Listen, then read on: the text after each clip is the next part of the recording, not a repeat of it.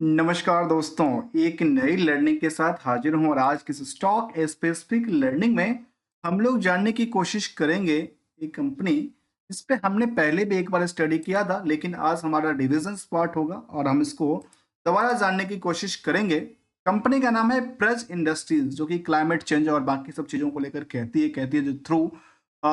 Bio economy को लेकर कहती है, जो जो कि प्रज इंडस्ट्रीज है। उनका कारोबार में देखा गया कि इनके पास क्या है, फीड्स स्टॉक की बात कहती है, टेक्नोलॉजी को लेकर कहती है, अप्रूव्ड की बात कहती है, प्रोडक्ट रेंज को लेकर कहती है,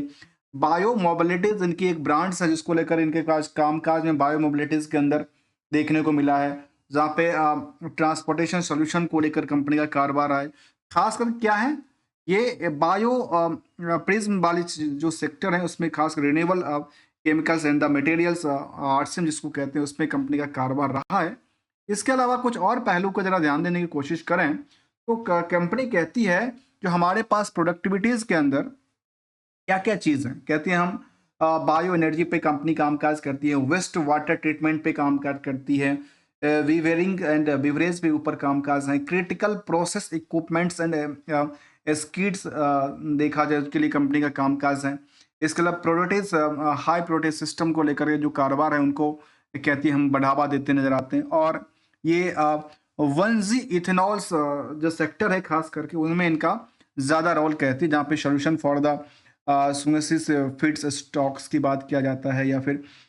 स्टारसीची फीड्स स्टॉक को लेकर देखा जाता है।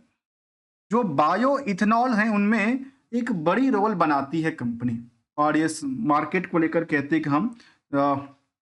इसमें R&D सेंटर इनके पास हैं, जिससे ये अपनी बिजनेस को डेवलपमेंट करने में अपनी कामकाज करती है। इसके अलावा इनके यदि हम बिजनेस मॉडल की तरफ देखा जाए तो कंपनी बायो एनर्जी से लेकर के चाहे वो प्योरिटी सिस्टम हो, क्रिटिकल्स प्रोसेस इक्विपमेंट्स को लेकर के हो, मैट्रिक्स को R&D सेंटर भी कंपनी के पास अवेलेबल है। इसके अलावा इंजीनियरिंग चेन सप्लाई चेन का कारोबार भी कंपनी करती है, प्रोजेक्ट मैनेजमेंट से लेकर के चाहे इंजीनियरिंग का कामकाज हो, मैन्युफैक्चरिंग हो,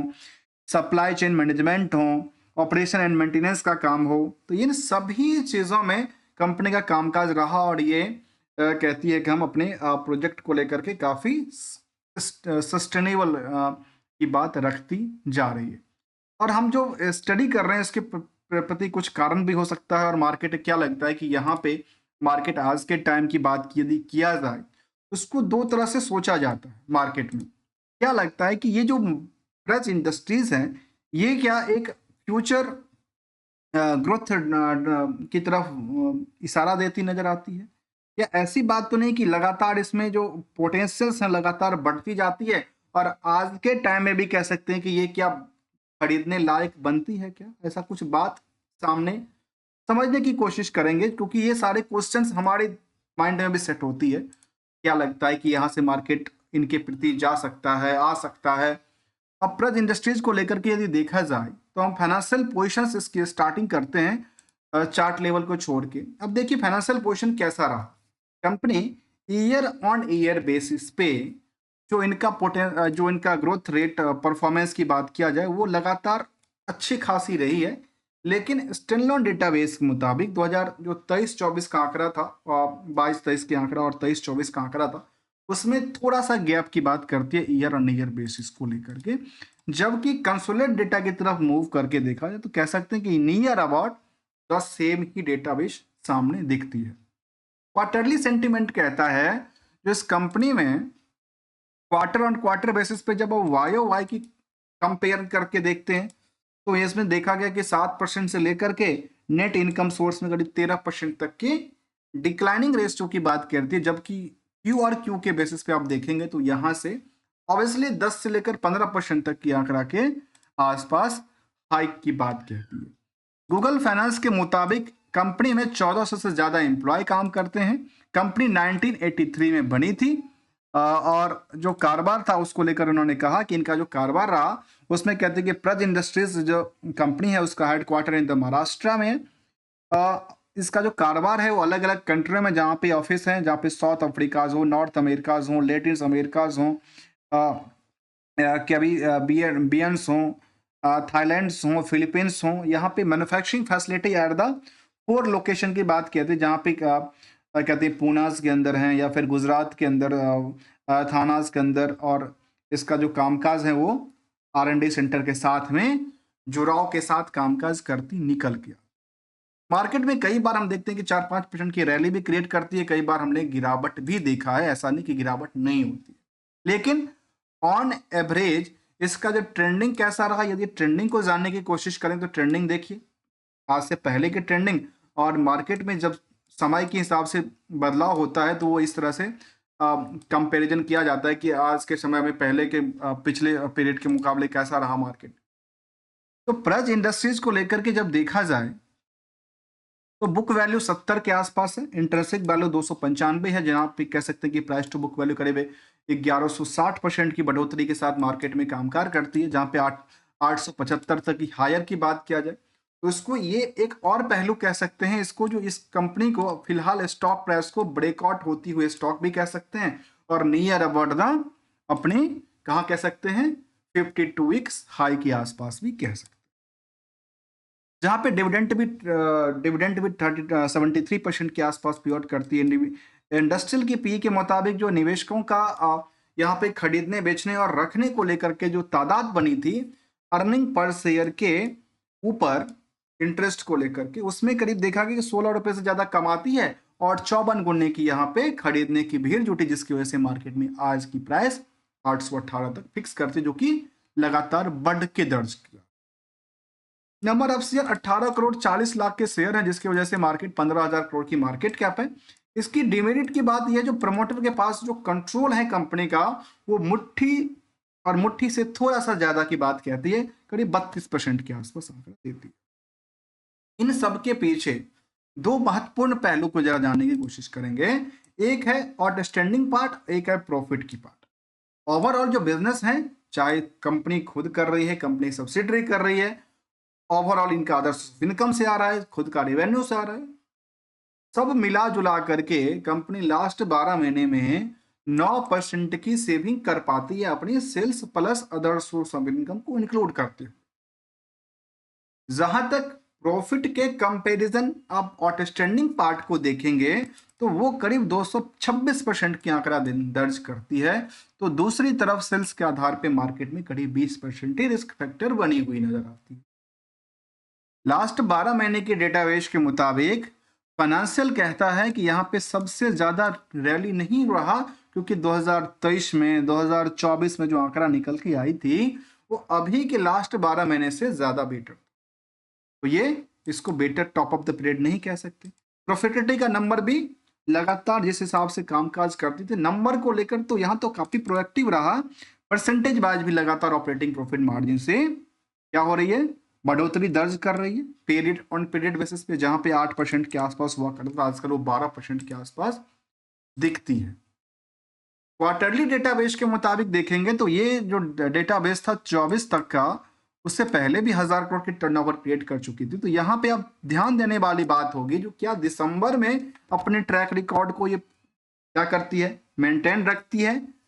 सस्टेन करने की कोशिश करती है, या यहाँ से पुल बैक की कोशिश की पुल बैक के साथ बाउंस बैक करती है। इन सभी बातों को देखना चाहिए। इनको लेकर देखा है तो ऑलमोस्ट इसमें कह सकते हैं कि ऑपरेटिंग प्रॉफिट मार्जिन पिछले पीरियड से सस्टेन कर रही है। इंटरेस्ट की बार्डन बहुत ज्यादा नहीं, अदर्स ऑफ इनकम काफी ज्यादा है जो कि एडजस्टेबल कर पाती। ओवरऑल कंपनी 9% की सेविंग कर पाती अपने ओवरऑल बिजनेस मॉडल से। जहां पे पीरियड ऑन पीरियड बेसिस पे किसी कंपनी में क्या क्या पहलू को देखते हैं, क्या सेल्स का आधार लगातार अप ट्रेंड है, क्या प्रॉफिट का ट्रेंड कैसा रहा है, स्टॉक प्राइस का ट्रेंड कैसा रहा, और रिटर्न इक्विटी का ट्रेंड कैसा रहा। इन सभी चारों पहलू को देखा जाए तो कह सकते हैं जो सेल्स लगातार कह रही थी लेकिन पिछले कुछ दिनों से थोड़ा सा डाउन टाइम में चल रही है। Same direction in the profitability का पार्ट है, पोर्शन है, लेकिन जो स्टॉक की पोर्शन से वो आज भी क्या दिखती है, आज भी अप ट्रेंड ही दर्ज करती है, चाहे हम कंपेरिजन पिछले 1 साल से कर लें या पिछले ओवरऑल पिछले 5 सालों के डेटाबेस को ले, तो ये लगातार up up up up up trend के लिए खुलती जा रही है। तो कह सकते हैं ये क्या आज भी अपॉर्चुनिटी क्रिएट कर रही है, ऑब्वियसली अपॉर्चुनिटी क्रिएट कर पा रही है। यदि कोई अप ट्रेंड में हमेशा हो तो अप ट्रेंड के लिए क्या किया जा सकता है, उसमें समझा जा सकता है। क्योंकि इनके मुताबिक यदि हम पीयर्स के मुकाबले कंपेयर करते हैं तो जहाँ पे ज्योति सीएनसी,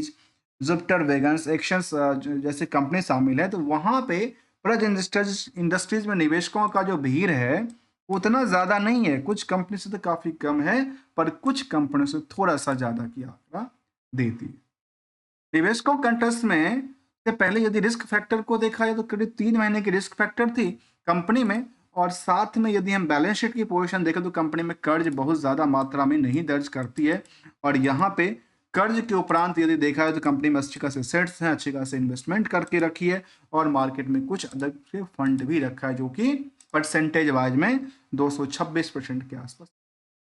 दर्ज करती है। निवेशकों का इंटरेस्ट में कंपनी में करीब कह सकते हैं कि 3.5 लाख से ज्यादा निवेशकों का इंटरेस्ट जुड़ा हुआ है, जिसमें 32% की होल्डिंग प्रमोटर के पास खुद है, जिसमें काफी कम की बातें कहती है।